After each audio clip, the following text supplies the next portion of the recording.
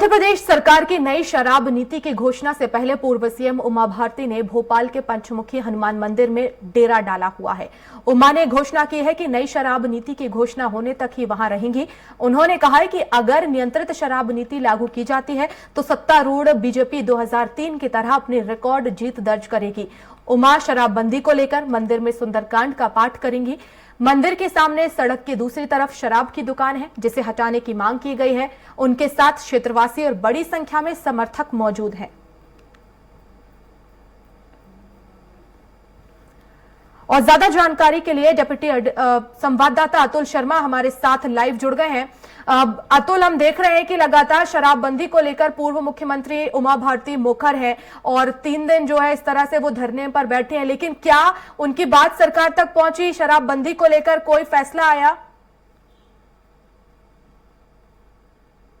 देखिए, बिल्कुल 31 तारीख को नई शराब नीति मध्य प्रदेश में आ रही है। उससे पहले खुद उमा भारती लगातार हम देख रहे हैं कि मध्य प्रदेश के अंदर इस समय आज शराब और शराब नीति के ऊपर लगातार सियासत लगातार जारी है। और इस समय उमा भारती की सीधी तौर पे सरकार से यही मांग है कि मध्य प्रदेश के अंदर जो नई शराब नीति आए उसमें शराब को लेकर काफ़ी पाबंदियों के साथ वो नीतियों को लागू किया जा सके। उसको लेकर खुद धरने पर बैठी हैं। 3 दिवसीय धरना है क्योंकि 31 तारीख को शराब नीति आएगी। उससे पहले अयोध्या बाईपास के पास जो हनुमान मंदिर है वहाँ पर लगातार उमा भारती डटी हुई है अपने समर्थकों के साथ। पहले तस्वीरें दिखा देता हूं कि हनुमान मंदिर की ये तस्वीर है। यहाँ पे जो है तमाम उमा भारती के समर्थक यहाँ पे मौजूद हैं। भंडारे का कार्यक्रम किया जा रहा है, धार्मिक आयोजन किया जा रहा है। हालांकि इस बीच उमा भारती का यही कहना है कि मैं यहाँ पे सरकार के से सिर्फ यही जो है अपेक्षा रख रही हूँ कि जब जो नई सरकार शराब नीति आए वो उनके अनुरूप आए और मध्य प्रदेश के अंदर जिस तरीके से लगातार शराब माफिया और लगातार शराब की जो खपत बढ़ रही है उसको किसी प्रकार से रोका जा सके, मध्य प्रदेश को एक आदर्श प्रदेश बनाया जा सके। देखिए तस्वीर है, साथ में खुद उमा भारती यहाँ पे बैठी हुई है। मैं उनसे भी चर्चा कर लेता हूं। धरने को बीजेपी नेताओं का भी साथ मिला है? देखिए, बिल्कुल कोशिश यही की जा रही है कि तमाम जो बीजेपी के जो कार्यकर्ता हैं उनको एकजुट किया जा सके और साथ में ये एक बात पहुंचाई जा सके कि मध्य प्रदेश को एक आदर्श प्रदेश के तौर पे बनाया जा सके। उमा भारती हमारे साथ हैं, हम सीधे उनसे पहले बात कर लेते हैं। दीदी, 31 तारीख को शराब नीति आ रही है, लग रहा है कि मध्य प्रदेश अब शराबबंदी की तरफ आगे बढ़ रहा है?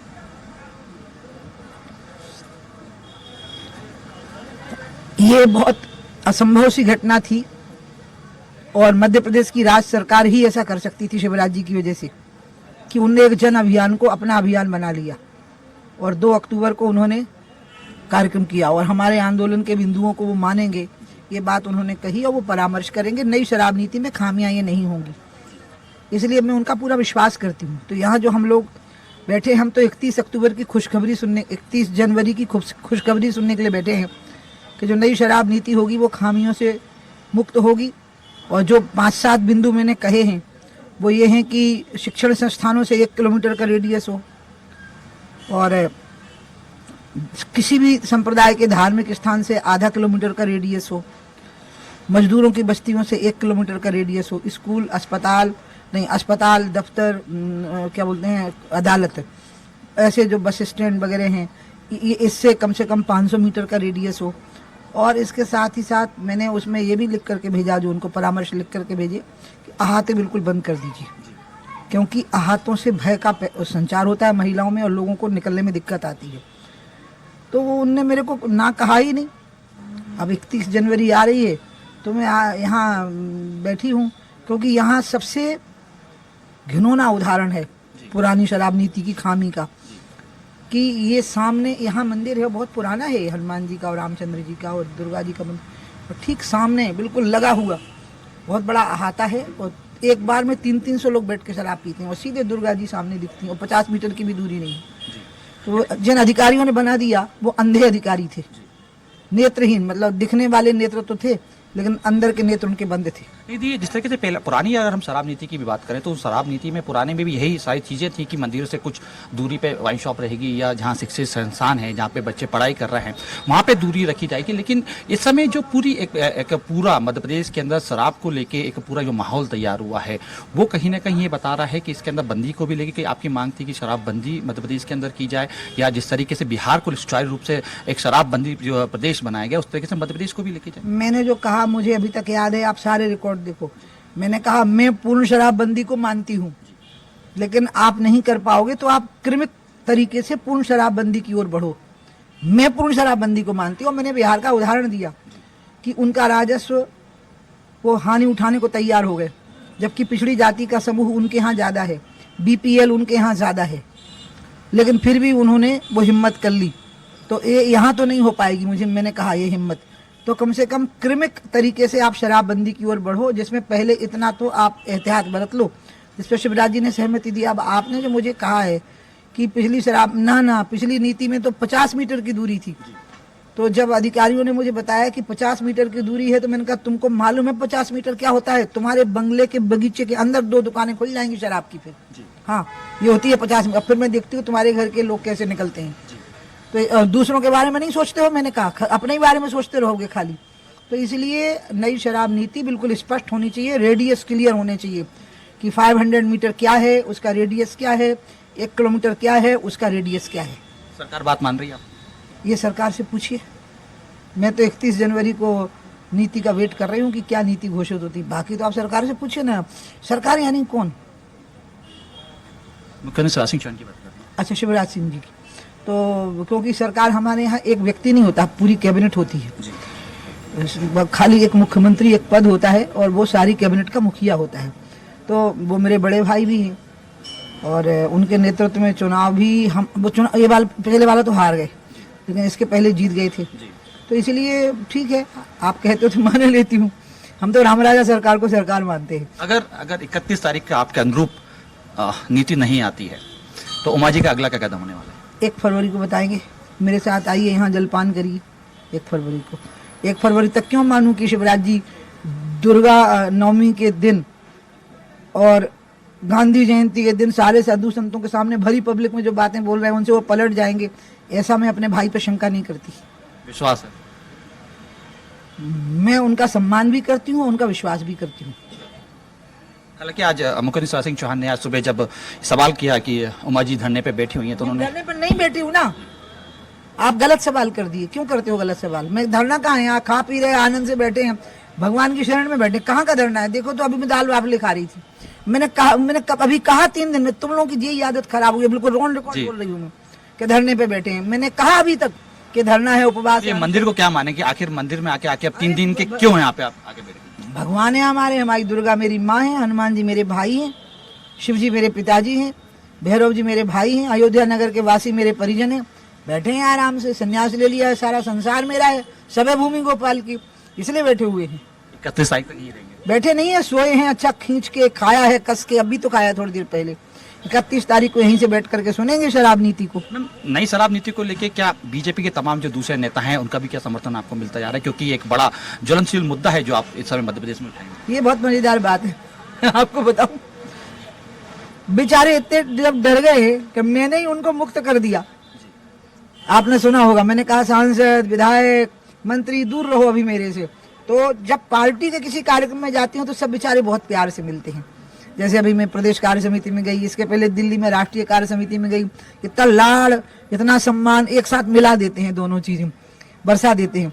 यहाँ पे मैंने कह रखा है और उनको वो भाग गई वो बात कि भैया दूर रहना, क्योंकि पार्टी की नीति में शराब का विरोध अभी नहीं है, नशे का विरोध है जिसमें शराब भी शामिल है, लेकिन एक नीति के अंतर्गत ये अभियान नहीं है। दूर करने से कहीं अलग थलग तो नहीं पड़ गई उमा जी? वो अलग थलग पड़े, मैं थोड़ा ना पड़ी हूँ। चलिए, यानी देखिए कुल मिला के कह सकते हैं कि सीधे तौर पे शराबबंदी को लेके और शराब की जो नई आबकारी नीति आ रही है उसको लेके उमा जी ने अपना स्टैंड क्लियर कर दिया। एक बार फिर से तस्वीर में दिखा दूं क्योंकि मेरा कि सवाल तमाम पहले यही था कि बीजेपी नेताओं का आखिर कितना समर्थन मिल रहा है शराब नीति को लेकर। जो कृष्णा गौर हैं वो भी पहुंची, उनके समर्थक पहुंचे।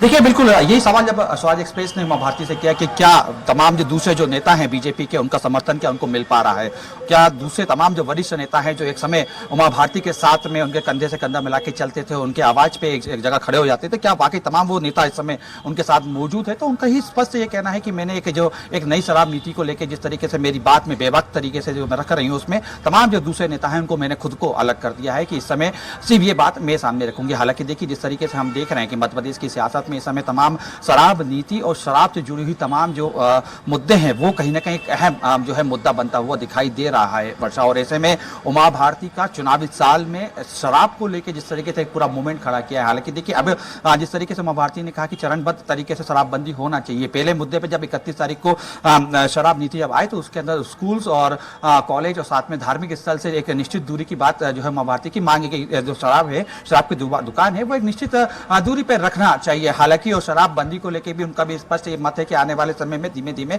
मध्य प्रदेश के अंदर शराबबंदी होना चाहिए। बहरहाल लेकिन देखिए शराब नीति अगर 31 जनवरी तक जो है नई शराब नीति लागू होगी और उसमें देखना होगा कि कितने जो है वो मानकों को उमा भारती जो मांग कर रहे हैं उनको शामिल किया गया है कि नहीं। लेकिन अगर 1 फरवरी को अगर उनकी जो मांगे हैं वो पूरी नहीं होती है तो 1 फरवरी का हालांकि उन्होंने कहा है कि आप आके देखिए, क्या माना जाए आके देखिए, मतलब साफ है कि ये जो मंदिर में बैठी है इस तरह से पूरा जो कार्यक्रम चल रहा है ये आगे भी जारी रहेगा और ये बड़ा स्तर पर हो सकता है।